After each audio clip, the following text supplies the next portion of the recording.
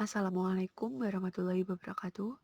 Perkenalkan, kami dari kelompok 8 yang beranggota Rukidul Aja Alapsi, NPM 20 10 10 2006, Riris Nur Alia 20 10 10 2012 akan mempresentasikan hasil dari diskusi kami terkait materi perhitungan harga pokok produk bersama dan produk sampingan. Produk bersama dan produk sampingan. Produk bersama atau joint produk adalah beberapa jenis produk dengan nilai jual relatif tinggi yang dihasilkan melalui proses bersama dan menggunakan satu jenis bahan baku. Produk sampingan atau byproduct adalah produk yang dihasilkan dari proses bersama dan memiliki nilai jual yang rendah. Disebut produk sampingan karena perusahaan tidak bermaksud menghasilkan produk tersebut, tetapi produk tersebut tidak dapat dihindarkan. Perbedaan produk bersama dan produk sampingan. Perbedaan utama antara produk bersama atau produk utama dan produk sampingan dapat dilihat dari nilai jualnya. Produk bersama atau produk utama memiliki nilai jual yang tinggi dan memberikan kontribusi laba yang besar dibandingkan dengan produk sampingan. Namun, klasifikasi produk sebagai produk bersama, produk utama, atau produk sampingan dapat berubah setiap saat, tergantung perkembangan teknologi dan permintaan pasar.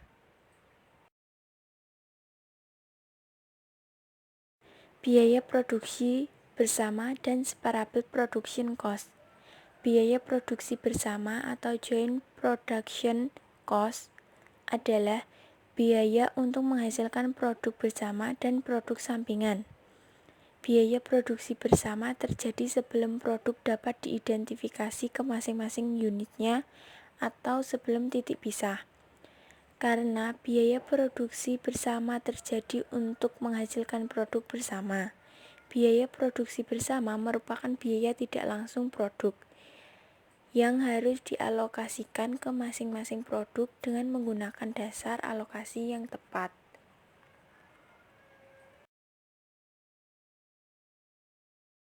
Separable cost adalah biaya yang terjadi setelah titik pisah atau setelah produk dapat diidentifikasi ke masing-masing unitnya yang terdiri atas biaya produksi untuk memproses produk tertentu lebih lanjut, serta beban pemasaran dan beban administrasi produk tersebut.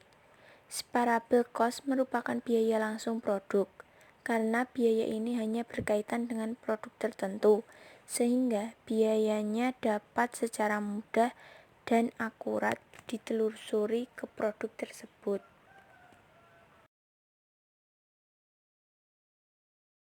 Perlunya alokasi biaya bersama. Berikut alasan-alasan perlunya alokasi biaya bersama ke masing-masing produk. 1. Untuk menentukan nilai persediaan dan menghitung harga pokok penjualan dalam rangka penyusunan laporan keuangan eksternal. 2. Untuk menentukan nilai persediaan yang terkait dengan tujuan asuransi. 3. Untuk menentukan nilai persediaan dan harga pokok penjualan terkait pelaporan keuangan internal, seperti laporan profitabilitas produk. 4. Untuk menentukan penggantian biaya kontrak jika perusahaan hanya menjual bagian tertentu dari produk bersama. 5. Untuk menentukan harga jual masing-masing produk yang dihasilkan.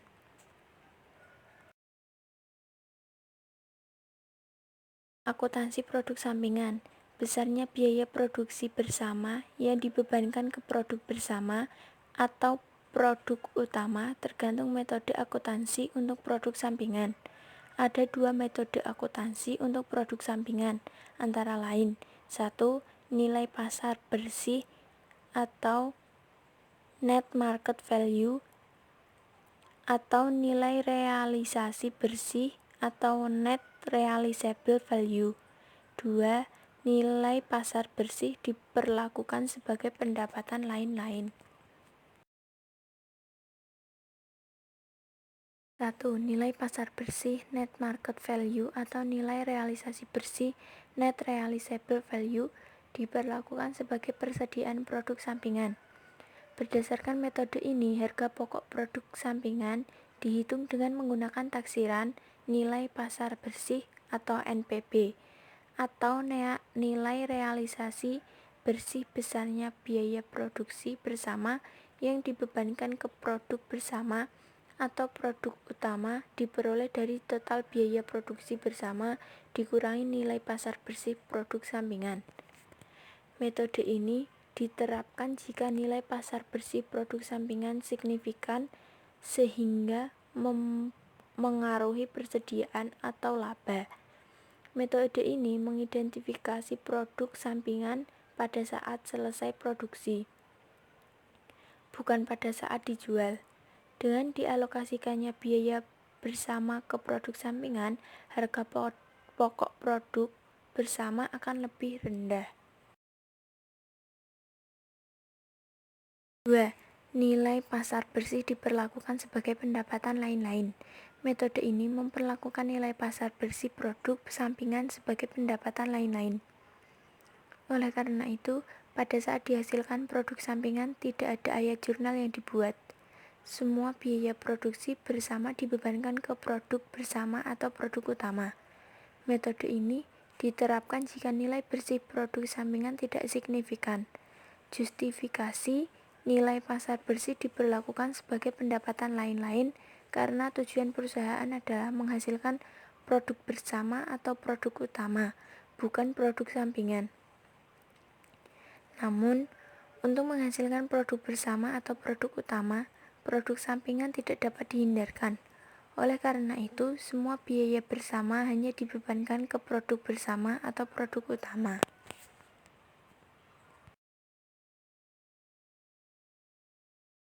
Pembebanan biaya produksi bersama ke produk bersama. Besarnya biaya produksi bersama yang dibebankan ke produk bersama tergantung metode akuntansi produk sampingan yang digunakan.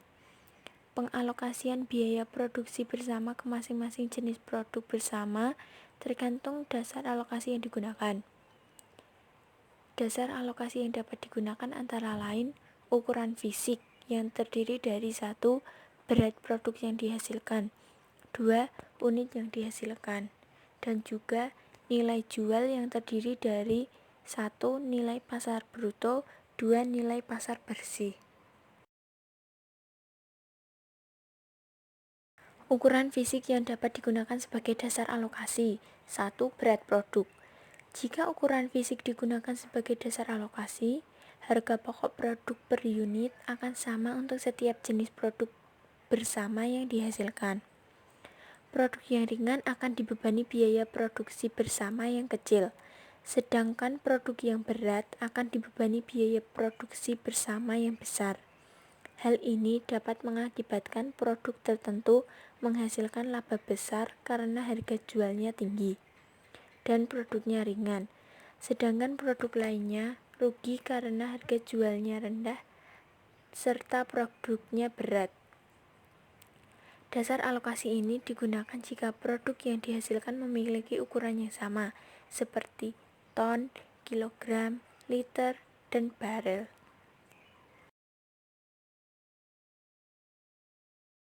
Jumlah unit yang dihasilkan.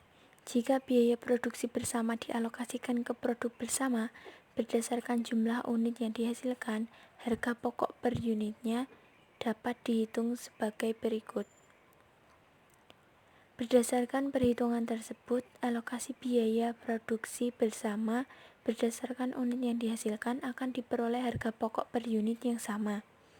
Jika harga jual produk berbeda secara signifikan, alokasi biaya produksi bersama berdasarkan unit yang dihasilkan akan berdampak terhadap perbedaan profitabilitas produk secara signifikan. Nilai jual yang digunakan sebagai dasar alokasi. Nilai pasar yang digunakan untuk mengalokasikan biaya produksi bersama ke produk bersama yaitu 1. Nilai pasar bruto atau gross market value. Nilai pasar bruto diterapkan untuk perusahaan yang dapat menjual produknya pada saat titik pisah tanpa perlu memproses lebih lanjut. Besarnya biaya produksi bersama yang dibebankan ke produk bersama tergantung besarnya nilai pasar produk. Semakin tinggi nilai produk, semakin besar biaya produksi bersama yang dibebankan ke produk tersebut. 2. Nilai pasar bersih atau net market value. Jika produk dijual setelah pemrosesan lebih lanjut, alokasi biaya produksi bersama ke produk bersama dapat berdasarkan nilai pasar bersih. Nilai pasar bersih diperoleh dari pengurangan nilai jual setelah produk diproses lebih lanjut dengan separable cost.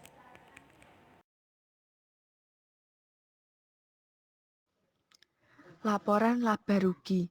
Sebagaimana dijelaskan sebelumnya, penjualan produk utama atau produk bersama dikredit pada akun penjualan. Sedangkan penjualan produk sampingan dikredit pada akun persediaan produk sampingan. Jika perusahaan menggunakan metode satu untuk akuntansi produk sampingan atau dikredit dalam pendapatan lain-lain. Jika perusahaan menggunakan metode satu, perbedaan antara harga jual dan harga pokok persediaan produk sampingan diakui sebagai keuntungan atau kerugian penjualan produk sampingan. Produk bersama diolah melalui beberapa titik pisah. Biaya produksi bersama dapat dialokasikan ke produk bersama berdasarkan ukuran fisik seperti berat produk, unit dihasilkan atau rata-rata tertimbang, dan nilai pasar. Perhitungan harga pokok produk bersama dilakukan di setiap titik pisah. Di bawah ini merupakan gambar yang memperlihatkan pengolahan kelapa sawit melalui 3 departemen. Titik pisah terjadi di setiap departemen. Titik pisah pertama terjadi pada saat pemrosesan tandan buah segar atau TBS di Departemen 1 menjadi buah sawit dan tandan. Kemudian titik pisah kedua terjadi pada saat buah sawit dapat diidentifikasi menjadi minyak sawit, kelapa sawit, dan sabut. Titik pisah ketiga terjadi ketika kelapa sawit dapat diidentifikasi menjadi daging kelapa sawit dan cangkang atau tempurung kelapa sawit. Produk gabungan.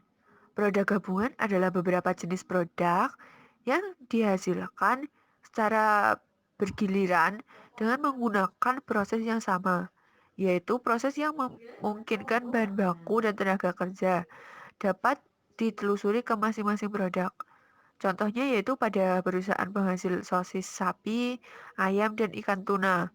Ketiga produk ini diolah menggunakan proses penggilingan yang sama, tetapi dengan waktu yang berbeda. Misalkan produksi sosis sapi dilakukan pada tanggal 1 sampai tanggal 10, sosis ayam tanggal 11 sampai 20, dan sosis ikan tuna tanggal 21 sampai 31.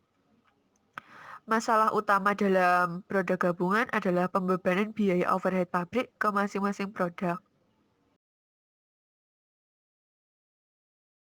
Berikut merupakan proses produksi untuk produk gabungan. Ada sosis sapi, sosis ayam, sosis ikan tuna. Kemudian prosesnya yaitu pemakaian BBB dan BTK tanggal 11 sampai 20 untuk sosis ayam, pemakaian BBB dan BTK tanggal 1 sampai 10 untuk sosis sapi, dan pemakaian BBB dan BTK tanggal 21 sampai 31 untuk sosis ikan tuna. Koproduk adalah beberapa jenis produk yang dihasilkan dari proses yang sama, tetapi menggunakan bahan baku yang berbeda. Misalnya di pabrik penggergajian kayu, bahan bakunya dapat berupa kayu jati, kayu surian, meranti, keruing, dan benio. Produk yang dihasilkannya pun tergantung dari bahan bakunya tersebut. Masalah utama dalam produk adalah pembebanan biaya overhead pabrik dan biaya tenaga kerja untuk masing-masing produk. Berikut merupakan proses produksi koproduk. Pengolahan koproduk akan menghasilkan produk bersama atau berbagai jenis papan dan produk sampingan, seperti serbuk gergaji dan sibiran kayu yang dapat dimanfaatkan untuk bahan bakar dan keperluan lainnya. Oleh karena itu, produk bersama dan produk sampingan dapat juga dihasilkan dari pengolahan koproduk. Penerapan activity based costing pada common product. Perhitungan harga pokok produk untuk common product menggunakan metode harga pokok proses. Karena produknya bersifat standar atau homogen, format laporan harga pokok produksi sama, baik untuk perhitungan harga pokok produk berbasis fungsi maupun untuk perhitungan harga pokok berbasis aktivitas. Jika digunakan pendekatan perhitungan harga pokok produk berbasis fungsi, pembebanan biaya overhead pabrik ke masing-masing produk yang dihasilkan hanya menggunakan driver berbasis unit. Jika menggunakan pendekatan perhitungan harga pokok produk berbasis aktivitas, pembebanan biaya overhead pabrik ke masing-masing produk yang dihasilkan menggunakan driver berbasis unit dan driver non-unit. Sekian presentasi dari kelompok kami. Ada kurang lebihnya mohon maaf. Wassalamualaikum warahmatullahi wabarakatuh.